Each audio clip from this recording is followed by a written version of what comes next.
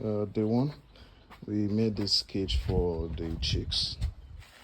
So we are hoping that this will take about maybe 50 or over that comfortably. So this is available in 2 layers, but we want to start with this first.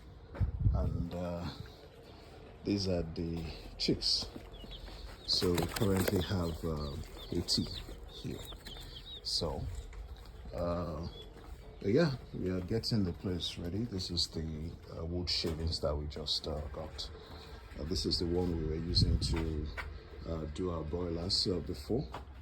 So we still have some layers here. And this is the new cage we made. It's a 3-tier cage.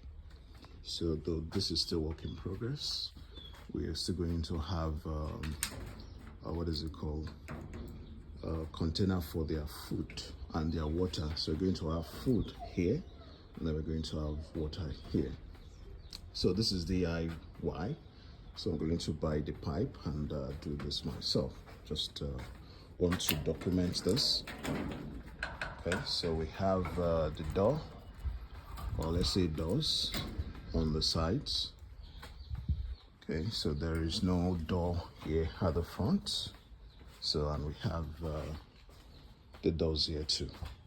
Okay, so we're expecting that this would take about maybe 15 or 20 adult chicken each, from like 4 weeks to 6-7 weeks.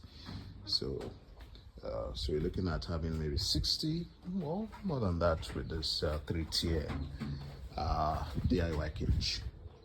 Okay, you guys, stay tuned for more updates on this farming journey that we just take on. That's me and my wife here. So she's camera shy, don't mind that. All right, guys, let's get this chicken sorted. All right, guys, so after much trouble, so to say, here they are.